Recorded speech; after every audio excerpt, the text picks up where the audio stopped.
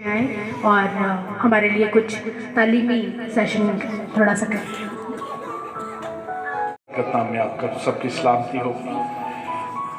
अल्फाज इवेंट के हिसाब से, जैसे अभी हम क्या सेलिब्रेट कर रहे हैं, क्रिसमस, क्या क्या सेलिब्रेट करेंगे हम, इसको क्या कहते हैं, क्रिसमस क्या कहते हैं, तो क्या कहना है, क्रिसमस क्या कहना है, क्रिसमस नहीं है बल्कि क्या है, दो लफ्ज़ हैं, क्राइस्ट और मास।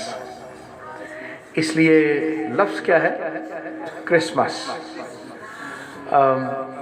आप टीवी पे भी सुनेंगे, किसी जगह भी सुनेंगे, आप भी खुद भी मुबारकबाद जब देंगे तो हमसे ये निकल जाता है,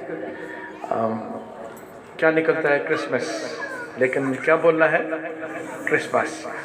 पहला लफ्ज़ हमने सीख लिया। अब क्या बोलेंगे, क्रिसमस। अच्छा, एक और लफ्ज़ है जो लिखा भी गलत जाता है और बोला भी गलत जाता है। एक लफ्ज़ है बैतलहम। क्या लफ्ज़ है, बैत अलहदा है और लहम अलहदा है, दो लफ्ज़ है। पहला बैत, दूसरा क्या है, लहम। हम उसे बैतलहम बोलते हैं। क्या बोलते हैं, बैतलहम।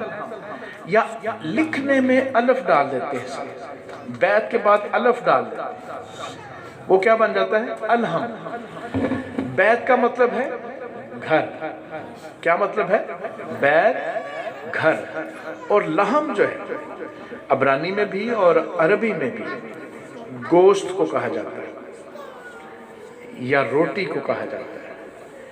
इसलिए उस शहर का नाम क्या था, बैत लहम।